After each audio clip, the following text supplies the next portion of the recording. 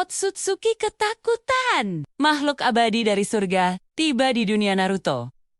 Otsutsuki takut. Makhluk ini bukan cakra biasa. Kalau dia turun dari surga, siapa yang bisa hentikan? Langit dunia shinobi terbelah. Bukan karena portal dimensi, bukan karena teknik ruang waktu, tapi karena satu tongkat emas menembus awan dari atas. Udara bergetar. Cakra planet terguncang, dan dari pusaran cahaya itu turun satu sosok. Bulu emas, mata menyala, senyum meremehkan langit. Sun Wukong, makhluk yang pernah menentang surga. Dan hari itu, ia tiba di dunia ninja. Di dimensi lain, para anggota klan terkuat di alam semesta merasakan gangguan energi. Ishiki Otsutsuki membuka mata. Momoshiki Otsutsuki menoleh pelan. Energi itu bukan cakra, bukan buah cakra, bukan pula kekuatan biju.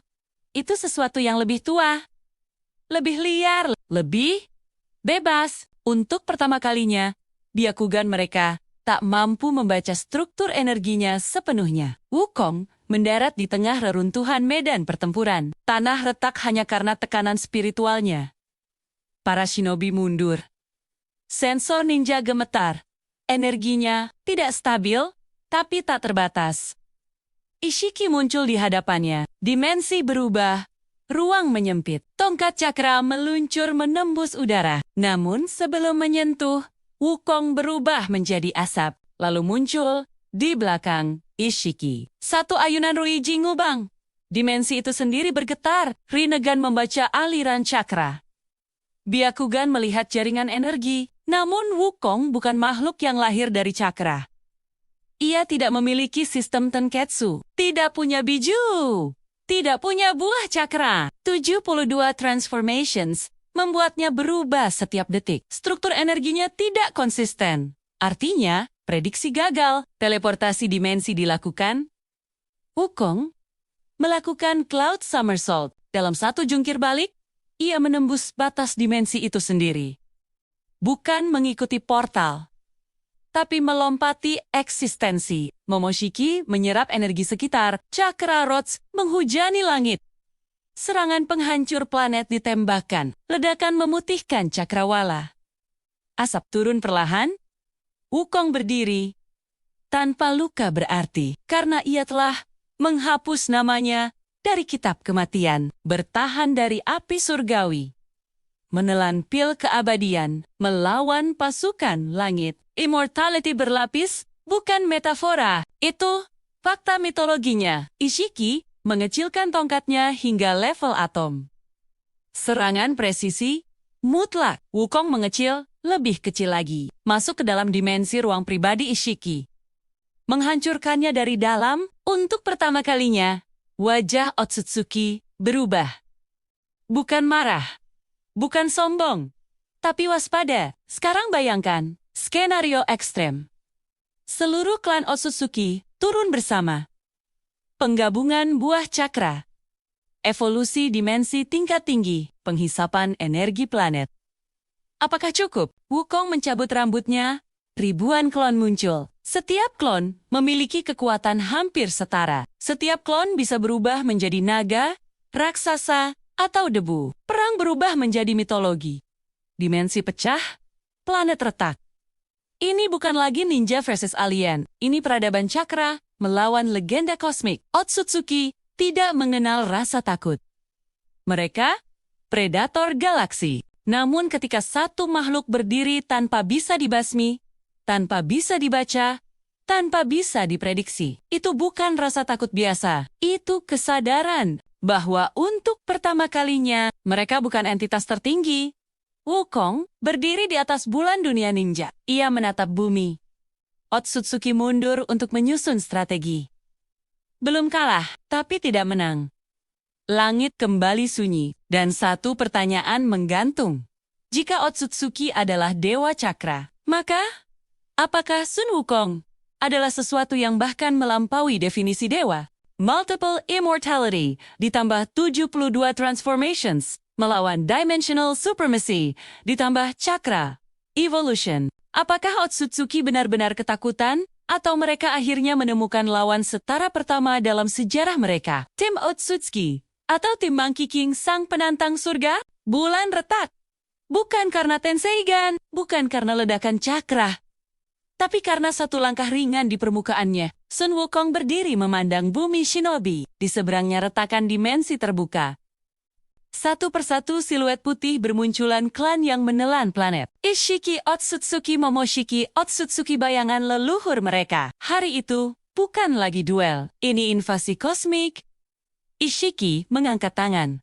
Ruang menyusut, gravitasi, terdistorsi. Bulan berubah menjadi arena mikro yang bisa ia manipulasi sesuka hati. Tongkat cakra berjatuhan seperti hujan meteor. Namun Wukong tidak menghindar. Ia membesar setinggi cakrawala, lalu mengecil menjadi debu. Tongkat cakra menembus bayangan. Tak ada yang mengenai inti tubuhnya. Dimensi? Wukong tersenyum. Aku sudah melompat melewati surga. Satu cloud somersault. Ia tidak berpindah tempat. Ia melompati koordinat realitas itu sendiri. Ishiki, untuk pertama kalinya kehilangan target. Momoshiki, menyerap energi planet. Akar cakra menyebar ke seluruh bumi. Buah cakra terbentuk setengah matang. Energi meningkat berkali lipat. Aura Otsutsuki berubah. Lebih tajam. Lebih absolute. Serangan kombinasi diluncurkan, penetrasi dimensi, pemusnahan molekul, penghapusan eksistensi, berbasis cakra. Ledakan kali ini berbeda. Bukan sekadar kehancuran fisik. Ini serangan yang menargetkan konsep kehidupan. Asap kosmik menyelimuti bulan. Hening. Dari dalam kabut, terdengar suara tertawa kecil. Wukong berjalan keluar. Bulu emasnya sedikit hangus. Namun tubuhnya utuh, menarik. Katanya pelan, ia pernah dicoret dari kitab kematian. Dihancurkan, api surgawi. Dihukum petir para dewa. Dikurung di bawah gunung ratusan tahun, serangan berbasis cakra tidak memiliki fondasi untuk membatalkan eksistensinya. Karena ia bukan makhluk yang lahir dari sistem cakra, ia sistemnya sendiri. Klan itu akhirnya berhenti menyerang membabi buta. Mereka menganalisis. Jika tak bisa dibasmi, maka dikurung. Dimensi segel, diciptakan. Ruang tanpa waktu, tanpa energi alam, tanpa cahaya. Wukong dibiarkan masuk. Portal ditutup. Untuk beberapa detik, sunyi total. Para Otsutsuki menunggu. 1 menit, 10 menit. Lalu, retakan muncul dari dalam dimensi tertutup itu. Bukan dari luar. Dari dalam, sebuah tongkat emas menembus ruang hampa. Dimensi pecah seperti kaca. Wukong melangkah keluar sambil menguap. Kalian perlu segel yang lebih besar. Di antara Otsutsuki, ada getaran halus. Bukan panik, tapi perhitungan ulang. Untuk pertama kalinya sejak ribuan planet ditelan, ada entitas yang tidak bisa mereka klasifikasikan. Bukan manusia, bukan biju, bukan makhluk cakra. Makhluk yang tidak bergantung pada buah cakra. Makhluk yang tidak terikat siklus reinkarnasi. Makhluk yang telah menantang surga dan tetap berdiri. Ishiki menatapnya. Ini bukan dunia yang bisa kau ganggu sesukamu. Wukong tertawa. Aku tidak mengganggu. Aku hanya lewat. Bayangkan, skenario terburuk, 10.000 klon Wukong menyebar di setiap dimensi. Setiap klon menahan satu Otsutsuki. Tongkatnya membesar melintasi orbit. Energi spiritualnya menekan buah cakra sebelum matang. Dalam 1 hari, rantai evolusi Otsutsuki terputus. Peradaban predator galaksi berhenti. Bukan karena mereka lemah, tapi karena mereka bertemu legenda yang melampaui sistem mereka. Otsutsuki mundur. Bukan kalah, tapi menilai ulang. Wukong berdiri di atas bulan, memandangi bumi ninja. Ia tidak tertarik menguasai. Tidak tertarik memanen. Ia hanya tersenyum. Dunia yang menarik, dan dengan satu jungkir balik, ia menghilang dari sistem dimensi mereka. Sekarang pertanyaannya makin berat. Jika Otsutsuki adalah puncak evolusi cakra, apakah Sun Wukong adalah entitas di luar evolusi itu sendiri? Dan jika suatu hari ia benar-benar berniat menyerang, apakah ada satupun makhluk di semesta Naruto yang mampu menghentikannya?